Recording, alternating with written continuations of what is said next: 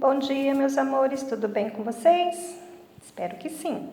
Então vamos lá para mais um dia de aula. Hoje é sexta-feira, dia 19 de março, né? E hoje nós vamos ter 4 aulas. Uma aula de matemática, uma aula de língua portuguesa e 2 aulas de geografia, tá bom? Em matemática nós vamos trabalhar com o quadro valor de lugar. Tá joia? Então vamos lá? Número 1. Observe este número, 3.792 e responda. Tá? Então, nós vamos trabalhar com este numeral para responder estas questões. Vamos lá, então. A primeira coisa que vocês vão fazer é colocar o numeral 3.792 no quadro valor de lugar. Eu já coloquei, né? Então, começa sempre pela unidade. Então, aqui, ó, 2 na unidade, 9 na dezena, né? 7 na centena e 3 na unidade de milhar. Pronto, já coloquei 3.792. Tá bom? Agora nós vamos para as perguntinhas. Vamos para B. Qual algarismo ocupa a ordem das centenas? Então, a gente vai olhar. Bom, é o algarismo 7. Vocês vão colocar o numeral 7 aqui. C. Qual o valor posicional do algarismo 3? Bom, quando a gente fala de número posicional, a gente tem que verificar em que casinha o numeral está. Se o número 3 está aqui na unidade de milhar, então ele vale 3.000, tá? Porque, ó, ele está na unidade de milhar. Então, 3 unidades de milhar é 1.000 mais 1.000 mais 1.000. Então, aqui ele vale 3.000. Vocês vão colocar aqui 3.000, tá? O numeral, não é para escrever 3.000, é para colocar o numeral, 3.000. D. Quantas classes possuem este número? Então, a gente vai ver aqui, ó. Bom, então, aqui nós temos a classe das unidades simples e aqui nós temos a classe dos milhares. Na classe das unidades simples, né, eu tenho 2 na unidade, o 9 na dezena, o 7 na centena. Já ocupei todas as casinhas dessa classe. E aqui, né, na unidade de milhar, eu também ocupei ela com o numeral 3.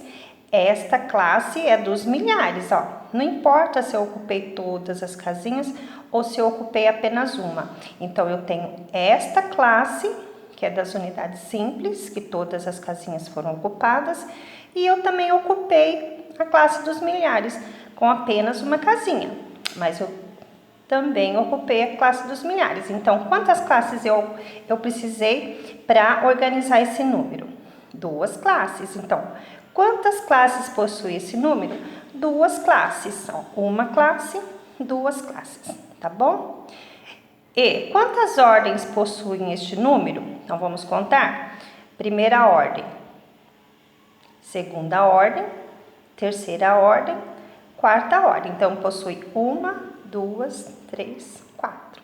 Então, se eu tenho, né, 4 numerais, cada numeral fica dentro de uma casinha, dentro de uma ordem, então esse numeral tem 4 ordens, tá bom?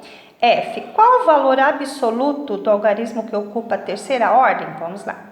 7. Valor absoluto, tá? É quando o numeral ele possui o valor dele mesmo. Independente da casinha onde ele esteja, ele sempre vai valer aquilo. Por exemplo, aqui é o 7. Se eu colocasse o 7 na dezena, ele continuaria sendo 7. Se eu colocasse ele na unidade, ele continuaria sendo 7. E se eu colocasse na unidade de milhar, ele continuaria valendo 7. Tá? Independente da casinha onde ele esteja, ele sempre vai ser 7. Então, ó, qual o valor absoluto do algarismo que ocupa a terceira ordem? 7. Coloquem o numeral 7 aqui, tá?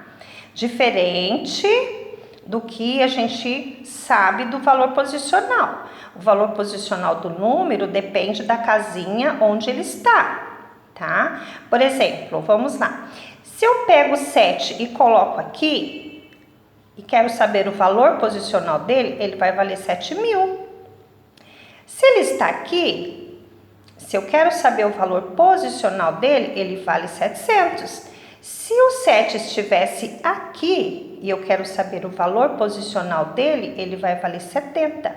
E se ele estivesse aqui, se eu quero saber o valor posicional, ele vai valer 7. Deu para entender? Então, se eu pego o número 7 e deixo na unidade, ele vale 7. Se eu coloco o número 7 na dezena, ele vale 70. Se eu coloco o número 7 na centena, ele vai valer 700. Se eu coloco o número 7 na unidade de milhar, ele vai valer 7.000. Então, quando a gente fala de valor posicional, a gente tem que saber em que casinhos o número está para a gente poder determinar quanto que ele vale. Diferente do valor absoluto. O valor absoluto não muda em nada. É 7 e pronto, independente se ele está na unidade, na dezena, na centena ou na unidade de milhar. E isso também é com todos os outros números, tá? Não é só o 7. Se eu pego 2, aqui 2 unidades, e coloco ele aqui, se eu quiser saber o valor posicional, ele é 20. Se eu coloco aqui, se eu quiser saber o valor posicional, ele é 200. Se eu coloco ele aqui, se eu quiser saber o valor posicional dele, é 2.000, tá? Agora, se eu falar, eu quero saber o valor absoluto do 2. Então, aqui ele vale 2, aqui ele vale 2, aqui ele vale 2, aqui ele vale 2. Independente da casinha onde eu colocar, ele vai ser sempre 2. Entenderam? Eu acho que deu para compreender um pouquinho, né? Então, vamos lá, continuando. G, qual é o nome da quarta ordem? Então, a gente vai olhar unidade de milhar. Aí, vocês vão escrever unidade de milhar. H, decompõe esse numeral. Então, aqui ele está composto. Vocês vão decompor ele. Então, vai fazer assim, ó. 3 unidades de milhar mais 7 centenas mais 9 dezenas mais 2 unidades, tá bom? E depois vocês vão escrevê-lo por extenso. Então, vai ficar 3.792, ponto final, né? Então, vamos lá para o número 2 agora. Veja como foi o público nos 4 dias de feira de carros antigos. Então, vamos lá? Na quinta-feira, o público estimado ficou em 2.203. Na sexta-feira, 3.523. No sábado, 2.138. E no domingo, 6.518, tá? Então, a gente sabendo, né, qual foi o público de cada dia, nesses 4 dias, né, que foi ainda aí nessa feira de carros, a gente vai resolver as perguntinhas que vem agora. Em que dia teve menos público? Então, a gente vai analisar, fazer a comparação. Bom, quinta-feira, então vocês vão pintar, quinta-feira. Em que dia teve maior público? Então, a gente vai procurar, bom, domingo. Então, vocês vão pintar o domingo, tá? C. Qual a diferença entre o dia que deu mais público e o dia que deu menos público? Então, vocês vão achar a diferença entre o dia que deu mais e o dia que deu menos. Então, vocês vão montar aqui uma operação. Lembrando que a diferença a gente acha usando a subtração, tá? Então, vocês vão montar a continha e colocar a resposta. Qual a diferença entre o dia que deu mais público e o dia que deu menos público? Não há diferença, tal, papapá. Não posso responder, né? Senão depois fica muito fácil para vocês. D. Quantas pessoas foram à feira no sábado e no domingo? Então, a gente quer saber o total, né, do público do sábado e do domingo. Então, vocês vão fazer uma adição. Aí, vocês vão montar a continha aqui, tá? Com esses 2 numerais aqui. Fazer uma adição. E depois colocar a resposta, não pode esquecer. Quantas pessoas foram à feira no sábado e domingo? Foram à feira no sábado e no domingo. Pessoas. Tá bem simples essa aula de matemática. Tá bem simples. Eu tenho certeza que vocês vão tirar de letra essa aulinha aí. Vamos lá, então? Agora a gente vai para a aulinha de língua portuguesa. Na aula de língua portuguesa, vocês vão responder um questionário, tá? Esse questionário é direcionado a vocês mesmos, tá? Vamos lá? Bom, assim que se encerra a semana, né, das aulas de língua portuguesa. Porque hoje é sexta, né? Então tá se encerrando a semana.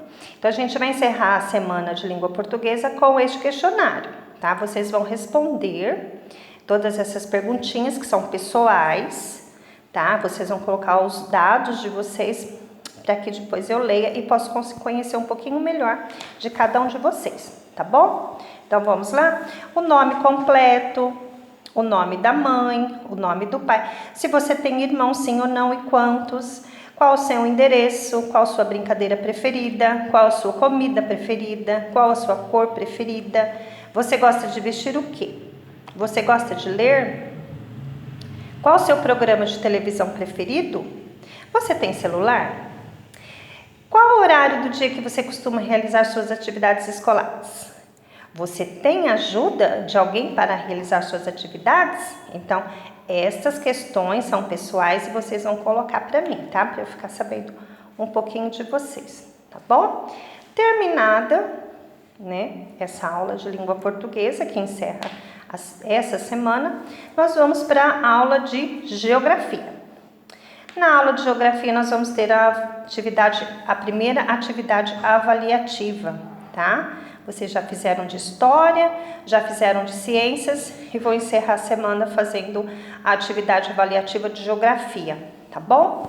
Vou ler para vocês, explicar como que deve ser feita, tá? Mas não posso, né, dar nenhum tipo de dica, tá? E nem mandar o gabarito, tá, da avaliação, tá bom? Então, leia a aula anterior, né, a aula que vocês têm de geografia. Vocês vão ler e vão relembrar o conteúdo, tá bom? E essa atividade, né, vai avaliar o que você aprendeu, né? Então, vocês têm que responder as questões, mas para isso vocês têm que reler, retomar a matéria, tá bom? E vocês têm o material para consultar, então acho que vai ser bem tranquilo. Vocês vão colocar o nome da escola, letra maiúscula, quinto ano B, o nome de vocês, letra maiúscula também, que é substantivo próprio, a data que vocês estão fazendo a prova, que é dia 19/3, essa prova vale 50, tá bom? Agora eu vou ler as questões. Atividade avaliativa de geografia, parte 1. 1. Como se chama a nossa galáxia? Então tem aí 3 opções, Via Leite, Via Marte e Via Láctea, tá? Então vocês vão colocar um X na opção correta. 2. O planeta Terra pertence ao conjunto de planetas que formam o universo, sistema solar ou Via Láctea. Vocês vão colocar a opção correta, né? Assinalar a opção correta com X. 3. Pinte o nome dos planetas que formam o sistema solar. Então, vocês vão pintar os nomes dos planetas, tá bom? Então, nós temos aí, ó, 1, 2, 3, 5 colunas com nomes, né, de planetas e também de outros, né, outros corpos que não são planetas, né? Então, vocês vão pintar somente os planetas. Aí, vocês têm aquele gráfico bem bonitinho, bem colorido aí no caderno de vocês, na apostilinha. Não sei se vocês já colaram, alguém colou no caderno. Quem não colou, tem a apostilinha aí para vocês consultarem, né? Tem o Sol primeiro, lembra que o Sol não é planeta. Ixi, já dei dica, hein? Ixi, essa vai ser fácil para você, né? Já entreguei uma. Vamos lá para 4? Em torno de qual astro giram os planetas? Os planetas giram em torno de quem? Da Lua, do Sol, da Estrela d'Alva? Né? Sei não. 5. O Sol e a água são fontes de vida no planeta Marte, Terra ou Netuno? 6. São astros que possuem luz própria. Astros iluminados, a Lua ou astros luminosos? Só tem uma resposta certa, tá? Vocês têm material para consultar. Essa daí eu até já sei, hein? Mas não vou falar. 7. A Terra possui um satélite natural chamado cometas, asteroides ou Lua? Qual que é o satélite da Terra? Fácil, fácil. 8. São astros que não possuem luz própria. Então, quais são? Os astros iluminados, a Lua ou os astros luminosos? 9. Corpos celestes de massa pequena e órbitas irregulares, tá? São praticamente bolas de neve, tá? Rocha e poeira congeladas. O que são, gente? São cometas, asteroides ou é a Terra? Ó, corpos celestes de massa pequena e órbitas irregulares, tá? São praticamente bolas de neve, rocha e poeira congelada. Então, assinale a opção correta. E a 10. Comente a função do Sol no sistema solar. Então, vocês vão responder, né? É uma resposta aí que vocês vão usar as próprias palavras, vão montar uma resposta. Não esqueçam da letra maiúscula, tá? E comente a função do Sol, né? O que ele faz no sistema solar, tá bom? Para que ele é importante, tá? Aí vocês respondam, pesquisem no material que vocês têm. Comecem com letra maiúscula, coloca o ponto final, tá? E faça uma resposta bem sucinta, não precisa colocar muita coisa, o importante é vocês terem coerência naquilo que vocês estão escrevendo, tá bom? Então, boa prova, boa aula e qualquer dúvida é só mandar perguntinha no grupo, tá bom? Fiquem bem, beijo, tchau!